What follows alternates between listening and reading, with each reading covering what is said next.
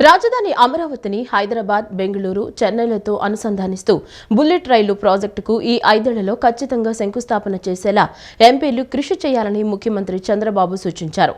Visakha, Vijayawada metro రైలు ప్రాజెక్టులకు కేంద్రం ఆమోదం లభించేలా ప్రయత్నించాలన్నారు. పార్లమెంటు బడ్జెట్ సమావేశాల్లో అనుసరించాల్సిన వ్యూహంపై ఉండవల్లిలోని తన నివాసంలో సీఎం చంద్రబాబు ఎంపీలతో సమావేశమయ్యారు. ప్రస్తుత ఎంపీల్లో చాలా మంది కొత్తవారు ఉన్నా అందరూ సమన్వయంతో ఒక బృందంలా బాగా పనిచేస్తున్నారని చంద్రబాబు ప్రశంసించారు. ఇకపైన అదే స్ఫూర్తితో కొనసాగాలని సూచించారు. కేంద్ర ప్రభుత్వం రాష్ట్రానికి చాలా ఉదారంగా సాయం అందిస్తోంది. కేంద్రంలోని ఎన్డీఏ ప్రభుత్వంలో భాగస్వామిగా తెలుగుదేశం పార్టీ కూడా అదే తరహా సహకారం అందించాలి. దేశ విస్తృత ప్రయోజనాలకు సంబంధించిన అంశాల్లో కేంద్రానికి పూర్తిగా అండగా ఉండాలి. కేంద్ర బడ్జెట్లో రాష్ట్రానికి ప్రాధాన్యం ఇచ్చేలా, రాష్ట్రంలోని ప్రాజెక్టులకు తగినన్ని నిధులు కేటాయించేలా చూడాలి. కేంద్ర బడ్జెట్లో రాష్ట్రానికి కొత్త రహదారులు కేటాయించేలా, విస్తరణ ప్రాజెక్టులకు అనుమతులు ఇచ్చేలా ఎంపీలు కృషి చేయాలని పేర్కొన్నారు. రాజధాని అమరావతిని హైదరాబాదు, బెంగళూరు, చెన్నైలతో అనుసంధానిస్తూ బుల్లెట్ రైలు ప్రాజెక్టుకు ఈ 5 ఏళ్లలో ఖచ్చితంగా శంకుస్థాపన చేసేలా ఎంపీలు కృషి చేయాలని ముఖ్యమంత్రి చంద్రబాబు సూచించారు. విశాఖ, విజయవాడ మెట్రో రైలు ప్రాజెక్టులకు కేంద్రం ఆమోదం లభించేలా ప్రయత్నించాలన్నారు. గోదావరి, బనకచెర్ల అనుసంధాన ప్రాజెక్టు గేమ్ చేంజర్ అవుతుందని, అది కార్యరూపం దాలిస్తే రాష్ట్ర రైతాంగానికి పెద్ద ఎత్తున ప్రయోజనం చేకూరుతుందని అన్నారు. ఈ ప్రాజెక్టుకు కేంద్ర సాయం కోసం ఎంపీలు సమిష్టిగా కృషి చేయాలని తెలిపారు. పోలవరం ప్రాజెక్టుకు కేంద్ర ప్రభుత్వం 12,150 కోట్లు ఇచ్చిందని, ప్రాజెక్టును శరవేగంగా పూర్తి చేసి దాని ఫలాలు రైతులకు అందిస్తామని తెలిపారు. పోలవరం ప్రాజెక్టు పూర్తి చేశాకే ఎన్నికలకు వెళ్తామని స్పష్టం చేశారు. మాకు మంత్రులకి అలాగే ఎంపీలకి సంబంధించిన మొన్న కమిటీ వేసి ఆ డిపార్ట్మెంట్ వారికి సమన్వయం చేయమన్నారు. మేము కూడా సమన్వయం చేసి నిధులు తీసుకురావడానికి ప్రయత్నం చేస్తున్నాం. ప్రతి ఎంపీ కూడా ఈరోజు ఒక బాధ్యతతో, ఒక సమన్వయంతో ముఖ్యమంత్రి గారు కానీ లేకపోతే మంత్రులు కానీ ఏదైతే వారు సూచించిన ప్రకారంగా అన్ని కూడా వెళ్ళి ఈరోజు మేము ఆ మంత్రులను కలిసి తీసుకొస్తున్నాం. ఖచ్చితంగా డబుల్ ఇంజిన్ సర్కారు వస్తే ఎంత బాగుంటుందనే రాష్ట్రం కోరుకున్నారో అది నెరవేరుతుంది. ఖచ్చితంగా ఈ 5 ఏళ్ళ పరిపాలన మనం చూస్తున్నాం. మరొక 50 ఏళ్ళు సంపదను సృష్టించే పరిస్థితి వచ్చింది కనుక ఈరోజు రేపు బడ్జెట్లో కూడా ఆంధ్రప్రదేశ్కి మంచి అవకాశాలు వస్తాయని చెప్పి మీ ద్వారా మేము తెలియజేసుకుంటున్నాం. మనం చూస్తున్నాం, గత డబుల్ ఇంజిన్ సర్కారు వచ్చిన 6 నెలల నుంచి రాష్ట్రానికి ఎన్నో నిధులు, అంతేకాకుండా ఎన్నో ప్రతిష్టాత్మక సంస్థలు రావడం జరిగింది. అదేవిధంగా ఈ బడ్జెట్లో కూడా తప్పకుండా రాష్ట్రానికి మేలు జరిగే విధంగా చూశాం. గత 5 సంవత్సరాల్లో రాష్ట్రం ఎంతో దారుణంగా ఆర్థికంగా వెనకబడిపోయి ఉంది. వాటిలన్నిటికీ ఇబ్బంది లేని విధంగా ఇవాళ గౌరవ ప్రధానమంత్రి గారు, అంతేకాకుండా గౌరవ ఆర్థిక మంత్రి నిర్మలా సీతారామన్ గారితో పలు దఫాలు ముఖ్యమంత్రి గారు, మంత్రులు అందరూ వెళ్లి చర్చించడం జరిగింది.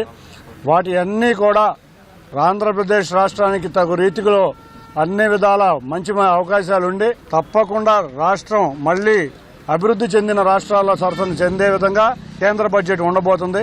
తప్పకుండా మేమందరం అదే ఎక్స్పెక్ట్ చేస్తున్నాం. డబుల్ ఇంజిన్ సర్కార్ రాష్ట్ర ప్రయోజనాలను కాపాడుతుందని తెలియజేస్తున్నాం. గత ప్రభుత్వం తీసుకొచ్చిన 117 జీవో ఉపసంహరణపై అంశంపై క్షేత్రస్థాయిలో ఉపాధ్యాయులు, వివిధ సంఘాల అభిప్రాయ సేకరణ చేసిన తర్వాత అందరికీ ఆమోదయోగ్యమైన పరిష్కారాన్ని సూచించాలని రాష్ట్ర విద్యా, ఐటీ శాఖల మంత్రి లోకేష్ అధికారులను ఆదేశించారు.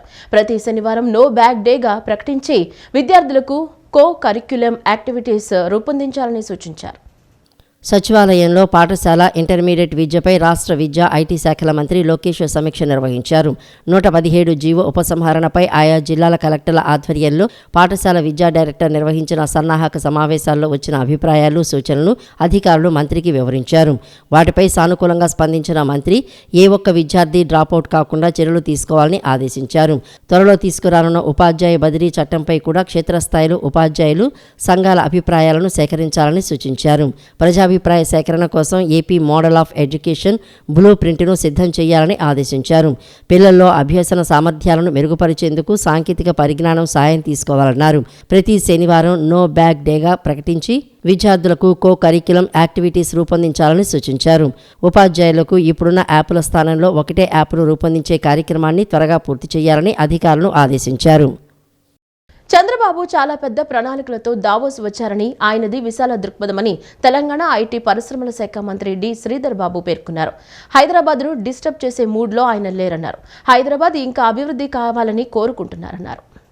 తెలంగాణ సచివాలయంలో మీడియాతో ఇష్టాగోష్ఠిగా తెలంగాణ ఐటీ పరిశ్రమల శాఖ మంత్రి డి శ్రీధర్ బాబు మాట్లాడారు. చంద్రబాబు చాలా పెద్ద ప్రణాళికతో దావోస్ వచ్చారు. ఆయన విశాల దృక్పథంతో ఉన్నారు. ఆంధ్రప్రదేశ్కు ఎన్నో అపార వనరులు, పెట్టుబడులు పెట్టేందుకు అనుకూలతలు ఉన్నాయని అన్నారు. విస్తారమైన సముద్ర తీర ప్రాంతం ఉండటంతో అక్కడ మంచి పరిశ్రమలు వచ్చే అవకాశాలు ఉన్నాయని తెలిపారు. ఇప్పటికే ఎంఓయూలు చేసుకున్నారు. వాటి గురించి దావోస్లో ఎందుకు ప్రకటించలేదని ఏపీ ఐటీ శాఖ మంత్రి లోకేష్ను అడిగాను. ఆ వివరాలన్నీ తమ రాష్ట్రంలోనే చెబుతామని ఆయన అన్నారు. దీన్ని బట్టి చూస్తే పెట్టుబడుల విషయంలో వాళ్లు వ్యూహాత్మకంగా ఉన్నారని తనకు అర్థమైంది. ఆంధ్రప్రదేశ్కు ఉన్న అనుకూలతలు, పెట్టుబడులు పెట్టించేందుకు చంద్రబాబు ప్రయత్నాలు అల్టిమేట్. ఆయన మాటలు చాలా పెద్దరికంగా ఉన్నాయి. హైదరాబాద్ను డిస్టర్బ్ చేసే మూడ్లో ఆయన లేరని అన్నారు. హైదరాబాద్ ఇంకా అభివృద్ధి కావాలని కోరుకుంటున్నారు. దావోస్లో -8 నుంచి -11 డిగ్రీల వరకు ఉష్ణోగ్రతలు ఉన్నాయి. మేమంతా స్వెట్టర్లు, జాకెట్లు వేసుకున్నాం. ఆయన మాత్రం సాధారణ దుస్తుల్లోనే ఉన్నారు. చంద్రబాబు ఈ వయసులో కూడా చాలా ఫిట్గా, ఉత్సాహంగా ఉన్నారు. సీ పోర్టు ఉండటం ఆంధ్రప్రదేశ్కు ఎంతో ఉపయోగం. దాన్ని తట్టుకొని తెలంగాణకు పెట్టుబడులు సాధించడం పెద్ద టాస్క్. దానిపై మేము ఇప్పటి నుంచే దృష్టి పెట్టాం. ఎవరు అధికారంలో ఉన్న విధానాలను ముందుకు తీసుకువెళ్లాలి. మోడీ కూడా మన్మోహన్ సింగ్ విధానాలను ముందుకు తీసుకువెళ్తున్నారు. అలా ముందుకు తీసుకువెళ్లనది ఏపీలో జగన్ మాత్రమే అని శ్రీధర్ బాబు వ్యాఖ్యానించారు. మత్స్యకారుల సంక్షేమమే ధ్యేయంగా కూటమి ప్రభుత్వం అడుగులు వేస్తోందని ప్రభుత్వ విప్ గన్నవరం ఎమ్మెల్యే యార్లగడ్డ వెంకట్రావు అన్నారు. మత్స్యకారులకు ఆర్థిక చేయూత, జీవనోపాధి లక్ష్యంగా చేప పిల్లల విడుదల కార్యక్రమం చేపడుతున్నామన్నారు. మత్స్యశాఖ ఆధ్వర్యంలో RMMSY పథకం కింద కృష్ణా జిల్లా గన్నవరం మండలం మెట్లపల్లి గ్రామంలోని బ్రహ్మలింగయ్య చెరువులో ప్రభుత్వ విప్ గన్నవరం శాసనసభ్యులు యార్లగడ్డ వెంకట్రావు చేప పిల్లలను విడుదల చేశారు. ఈ సందర్భంగా ఎమ్మెల్యే యార్లగడ్డ మాట్లాడుతూ మత్స్యకారుల సంక్షేమమే ధ్యేయంగా కూటమి ప్రభుత్వం అడుగులు వేస్తోందని అన్నారు. మత్స్యకారులకు ఆర్థిక చేయూత, జీవనోపాధి లక్ష్యంగా చేప పిల్లల విడుదల కార్యక్రమం చేపడుతున్నామని అన్నారు. గన్నవరం నియోజకవర్గానికి వరంగా ఉండాల్సిన బ్రహ్మలింగ చెరువు అక్రమార్కులకు వరంగా మారిందని ఆవేదన వ్యక్తం చేశారు. గత ప్రభుత్వంలో పూడికతీత పేరుతో మట్టిని అమ్ముకున్నారని ఆరోపించారు. బ్రహ్మలింగం చెరువు అంశంపై విజిలెన్స్ ఎంక్వైరీ జరుగుతోందని చెప్పారు. మట్టి ఎంత మేర తవ్వారో, ఎంత అవినీతికి పాల్పడ్డారో విజిలెన్స్ ఎంక్వైరీలో తేలుతుందన్నారు.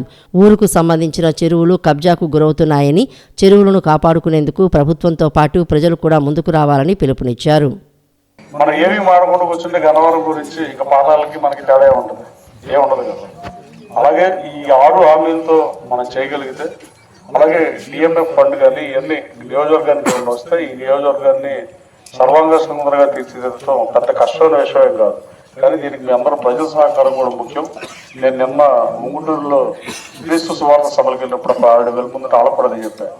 అందరం కలిసి పనిచేస్తే అభివృద్ధి సాధ్యం తప్ప ఎమ్మెల్యే చేసుకుంటాడని వదిలేసే ఉదాసీనత మన నాయకుల్లో, కూటమి నాయకులు అందరిలోనూ ఉందని నేను బలంగా నమ్ముతున్నా. ఇలా చెప్పడానికి బాధపడుతూ మీరు కూడా పవర్ అనేది, రాజకీయం అనేది అంటే మన ఇంటికి వస్తుంది తప్ప మన ఇంట్లో మనం కూర్చుంటే రాజకీయం ఇంకోటి ఇంటికి వెళ్ళిపోద్ది. ఇది ప్రాథమికంగా నిజం రాజకీయాల్లో. మీరందరూ కూడా దీంట్లో పాల్గొంచుకుని అభివృద్ధిలో నేను సైతం అని మీరు కూడా MRO ఆఫీస్కి, MD ఆఫీస్కి ఎంతసేపు మీ పర్సనల్ పనులే కాకుండా నా పాస్బుక్, నా ఇది అదే కాకుండా ఊరమ్మడి ప్రయోజనం కోసం పోరాటం చేయాలని. పోరాటం చేయడం అంటే మనం ఒత్తిడి చేసి చేయించుకోవట్లేదు. మేము కమ్యూనిస్ట్ పార్టీ లాగా చేయక్కడ రూలింగ్లో ఉన్నప్పుడు అట్లా కూటమిలో అయితే అందరికీ తెలియజేస్తూ మంచి అమ్మరాలు, మంచి MDOలు ఉన్నారు, వీళ్ళతో పనిచేయించుకుని గన్నవరం నియోజకవర్గం ఒకప్పుడు చరిత్రలో ఎంత ఫేమస్, గన్నవరానికి పూర్వవైపుని తీసుకొస్తారు.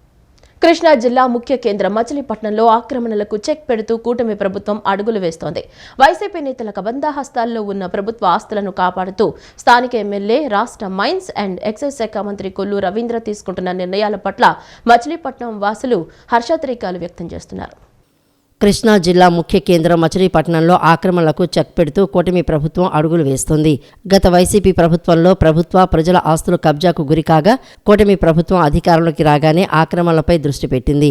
వైసీపీ నేతల కబంధ హస్తాల్లో ఉన్న ప్రభుత్వ ఆస్తులను కాపాడుతూ స్థానిక ఎమ్మెల్యే, రాష్ట్ర మైన్స్ అండ్ ఎక్సైజ్ శాఖ మంత్రి కొల్లు రవీంద్ర తీసుకుంటున్న నిర్ణయాల పట్ల మచిలీపట్నం వాసులు హర్షాతిరేకాలు వ్యక్తం చేస్తున్నారు.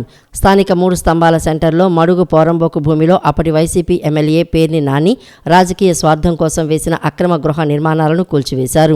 జిల్లా పరిషత్ సెంటర్లో మున్సిపాలిటీకి చెందిన చెరువు చుట్టూ వైసీపీ సానుభూతి పరుల సహకారంతో వేసిన వాణిజ్య దుకాణాలను తొలగించారు.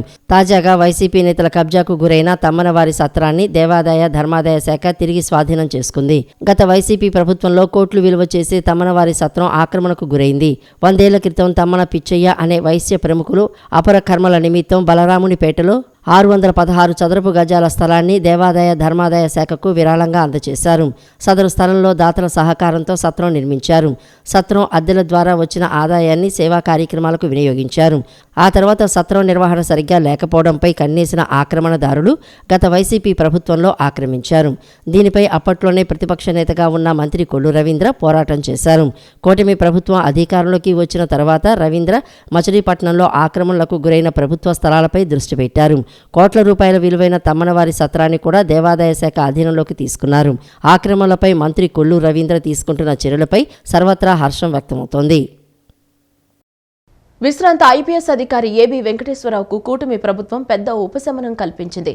గత ప్రభుత్వ చర్యలను తోసిపుచ్చుతూ సస్పెన్షన్ కాలాన్ని క్రమబద్ధీకరించింది.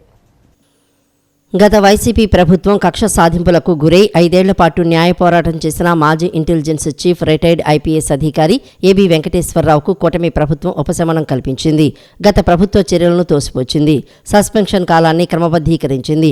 సస్పెన్షన్ సమయంలో విధులు నిర్వహించినట్లుగా గుర్తించిన వేతన అలవెన్స్ల చెల్లింపునకు మంగళవారం ఆదేశాలు ఇచ్చింది. రాష్ట్ర క్యాడర్కు చెందిన అధికారి ఏబీవీని 2019 జూన్లో అధికారంలోకి వచ్చిన వెంటనే జగన్ పోస్టింగ్ నుంచి తప్పించారు. నిఘా విభాగం అధిపతిగా ఉన్నప్పుడు ఇజ్రాయెల్ నుంచి అధునాతన టెక్నాలజీ కొనుగోలుకు సంబంధించి అవినీతి జరిగిందంటూ 2020 ఫిబ్రవరి 2న సస్పెండ్ చేసింది. దీంతో ఏబీవీ న్యాయ పోరాటానికి దిగారు.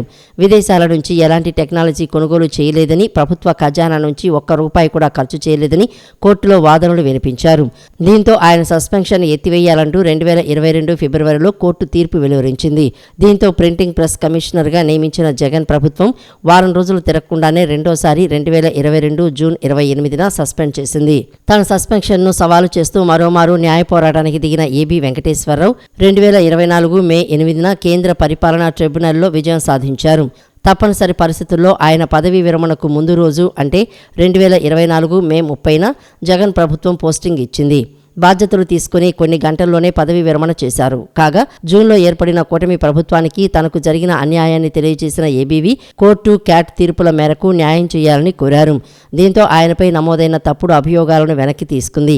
తాజాగా సస్పెన్షన్ కాలానికి వేతన అలవెన్స్లను చెల్లించాలంటూ సీఎస్ విజయానంద్ ఉత్తర్వులు జారీ చేశారు. కృష్ణా గుంటూరు పట్టభద్రుల ఎమ్మెల్సీ ఇండిపెండెంట్ అభ్యర్థి లగడపాటి వేణుగోపాల్ గుంటూరు, మంగళగిరి ప్రాంతాల్లో పర్యటించారు. విజ్ఞాన యూనివర్సిటీ, లారా ఇంజనీరింగ్ కాలేజీ అధ్యాపకులను స్వయంగా కలిసి ప్రథమ ప్రాధాన్యత గల ఓటు తనకి వేసి గెలిపించాలని కోరారు.